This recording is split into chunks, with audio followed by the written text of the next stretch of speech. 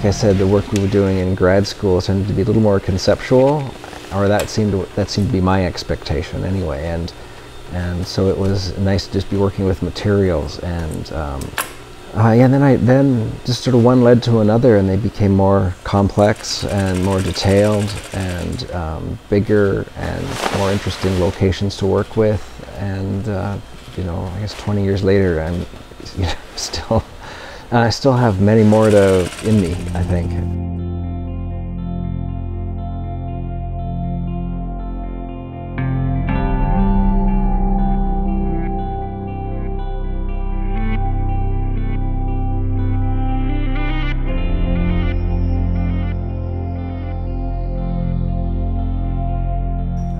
Well, I use a variety of fabrics depending on where they're going. If they're indoors, I prefer to use something as light as possible because I like the way the air moves through them and the way they respond to the movement of air.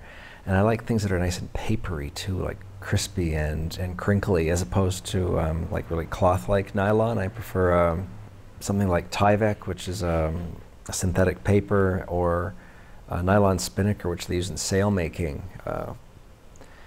Which is very crinkly and paper-like, and to me it just looks even more surprisingly like flesh when it's full of air and it's moving, and with age, the way they wrinkle and take on a sort of a patina, they become more flesh-like in a really weird way, even though it's a very high-tech, clinical kind of fabric.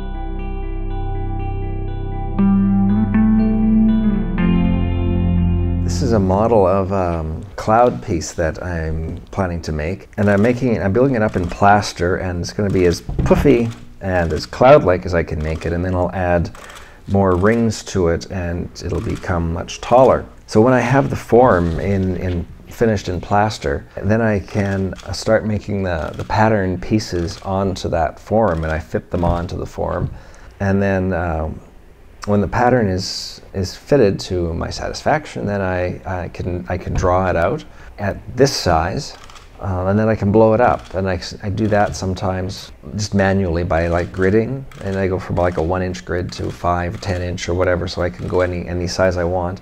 And so I grid it up that way, or I can take it to like a photocopying place if it's not such a huge piece, and have it blown up that way electronically.